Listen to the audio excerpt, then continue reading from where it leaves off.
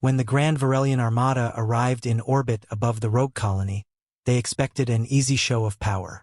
The orders were clear: pacify the rebels, glass the surface if needed, and make an example for the rest of the sector. Their fleet commander, Admiral Iska Vare, leaned back in her grav throne, a smirk curling her pale lips as she surveyed the thousands of ships in perfect formation. The planet below was small, a dusty blue marble designated LVX-17, just another mining world that had refused to pay the Varelian tribute. Intel called it a breakaway human colony. Nothing more. Nothing worthy of the Armada's full strength.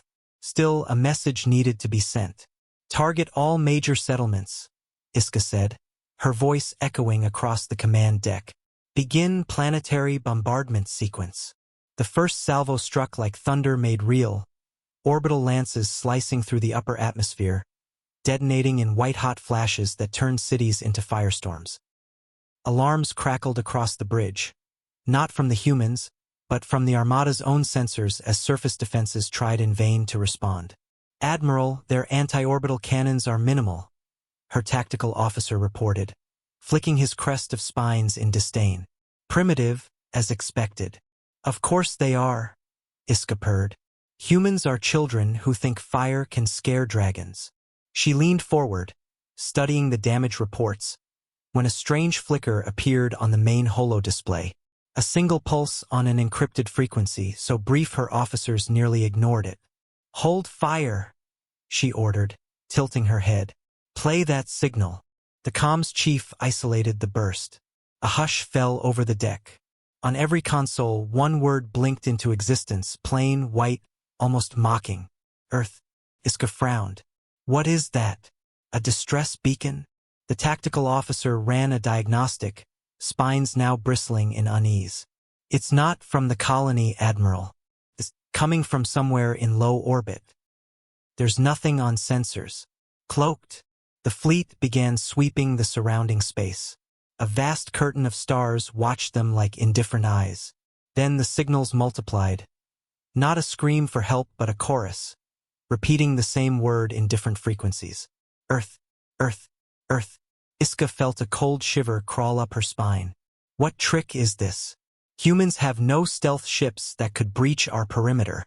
A new contact appeared, then a dozen more.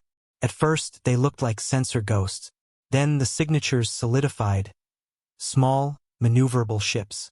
They moved in perfect silence. No comms, no demands. Just that same single word riding on every pulse. Admiral.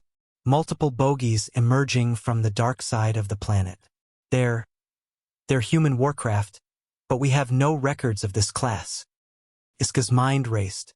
Outnumber them. Deploy interceptors. Swarm them and... She never finished.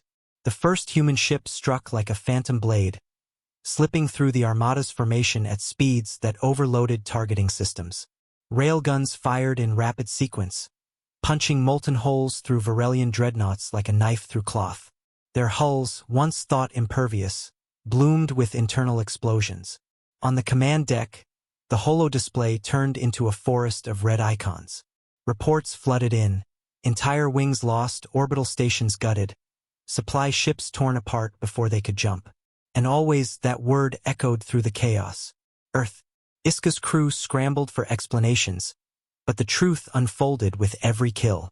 This was no backwater colony. This was a hidden vanguard, humans who'd come not to beg, but to remind the galaxy that Earth was never far away, and it never forgot its own. Where is their fleet's flagship? Iska shouted. They must have a command vessel. Target it. Admiral, there's no flagship, they're moving like a swarm. Each ship acts independently, but they're coordinated. A vibration rattled the deck. Iska felt it in her bones, the shock wave of one of her battlecruisers detonating within visual range. She turned to the viewport just in time to see a sleek black Corvette drift by, its railguns still glowing. Painted across its hull, in bold white letters that mocked her pride, was a single word. Earth. No calls for surrender. No taunts or ultimatums. Just the name.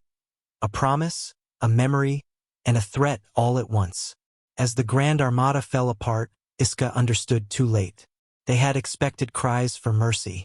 Instead, the humans spoke without speaking, their silence more terrifying than any threat she'd ever heard. One word. A world that bred Deathworlders. A world that never forgot its children. And now the galaxy would remember it too.